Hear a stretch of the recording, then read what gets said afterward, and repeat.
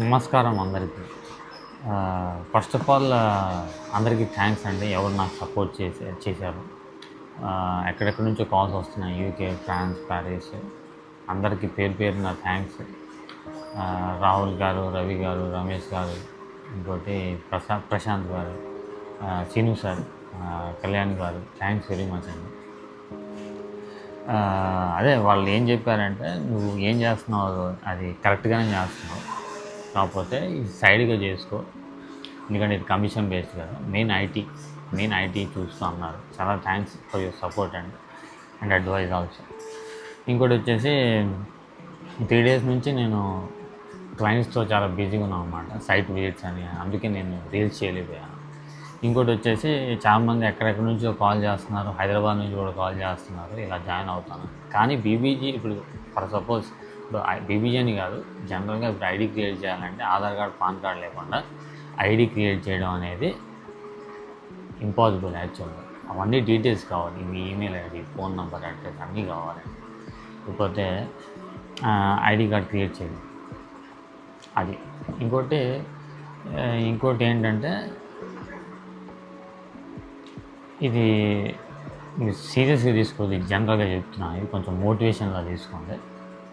ఎందుకంటే one of the team మెంబర్తో జరిగింది ఈ ఇన్సిడెంట్. ఏంటంటే, అతను రీసెంట్గా జాయిన్ అయ్యాడు అన్నమాట రియల్ ఎస్టేట్. 5 years అబ్రాడ్లో ఉన్నాడు, 5 years అక్కడ నుంచి వచ్చి జాయిన్ అయ్యాడు. కొన్ని ఇష్యూస్ వల్ల అక్కడి నుంచి, అదే తెలుసు కదా మీకు, లే ఆఫ్స్ చాలా జరుగుతుంది, వచ్చేసారు. ఇక రియల్ ఎస్టేట్ నచ్చింది, జాయిన్ అయ్యాడు. ఇప్పుడు జనాలు ఎలా చూస్తున్నారంటే, ఇప్పుడు హెల్ప్ చేసే వాళ్ళు చాలా తక్కువ, ఆ విషయం మీకు తెలిసిందే. జాయిన్ అయ్యాడు, ఇక పేర్లు పెట్టడం స్టార్ట్ చేశారు. ఇంతకీ పేర్లు పెట్టేది ఎవరు? ఫ్రెండ్స్ కాదు, ఫ్రెండ్స్ ఎంకరేజ్ చేస్తున్నారు మంచిగా.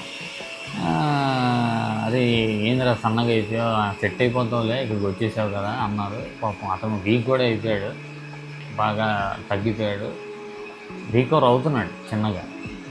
టైం పట్టింది కదా, ఎక్కడి నుంచో వచ్చాడు, అక్కడ మనకి మొత్తం సెట్ అవ్వాలి కదా.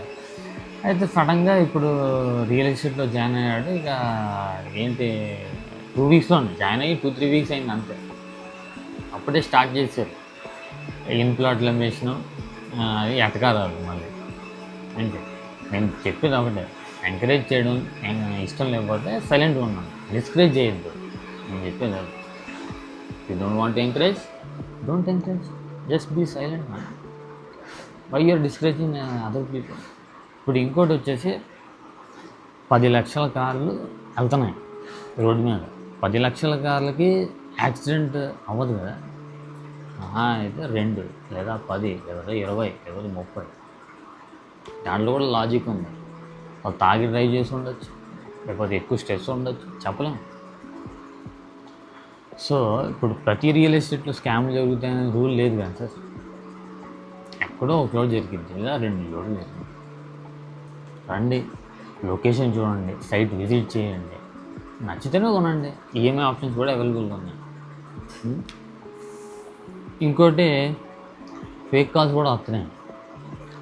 కోంపల్లిలో కావాలి, లేకపోతే కూకట్పల్లిలో కావాలి, కొండపల్లిలో కావాలి, అక్కడ లేవండి ప్లాట్స్. ఇప్పుడు అక్కడ కొనాలంటే మీకు ప్రైస్ అనేది బాగా ఉంటుంది. ప్లస్ మా ప్లాట్స్ అక్కడ అవైలబుల్ లేదు, మొత్తం మీకు ఆల్రెడీ లిస్ట్ చేశాను.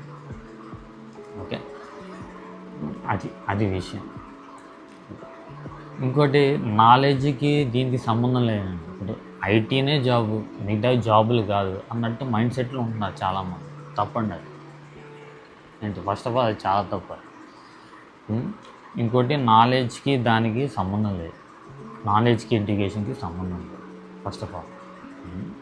మొన్న రీసెంట్గా ఒక మనిషి, నాకు తెలిసిన ఒక పేరెంట్ వచ్చి అతను షేర్ చేసుకున్నాడు ప్రాబ్లం. నేను చాలామంది డాక్టర్ దగ్గర తిరిగాను, ప్రాబ్లం ఏందో అర్థం కావట్లేదు, బాగా మనిషి ఇరిటేట్గా ఉంది, డిప్రెషన్లోకి వెళ్ళిపోతుంది. నేను ఇంతకీ వాళ్ళు కూడా ఫారెన్ నుంచి వచ్చారు. నేను ఒకటే చెప్పినాను, ఎందుకైనా మంచిది అసలు బ్లడ్ టెస్ట్లు ఏమైనా చేయించారంటే వాళ్ళు చెప్పలేదు, నేను చేయించలేదు అంట. 4 years నుంచి జరుగుతుంది, ఏం చేయించలేదంట ఆ టెస్ట్. ఎందుకంటే అక్కడ చాలామంది విటమిన్స్ డిఫిషియన్సీస్ ఉంటాయి. అయితే చెప్పాను, విటమిన్ D, B12 చేయించండి, మ్యాక్సిమం అదే లో ఉండొచ్చు అని చెప్పాను అంతే. అతను వెంటనే చేయించాడు ఒక 2 days తర్వాత. నిజంగా నేను చెప్పినట్టు అన్ని సింగిల్ డిజిట్లోనే ఉన్నాయి, చాలా తక్కువ ఉన్నాయి.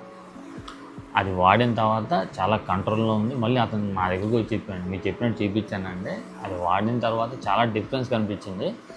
పూర్తిగా తగ్గలేదు కానీ డిఫరెన్స్ చాలా కనిపించింది, ఇంప్రూవ్మెంట్ అనేది వచ్చింది అని ఆ మనిషి చెప్పాడు. అది చెప్పా కదా, అలా అని నేను తోపు, నేను తీసుకున్నానని చెప్పట్లేదు సార్. చదువుకి దానికి సంబంధం లేదని చెప్తున్నాను.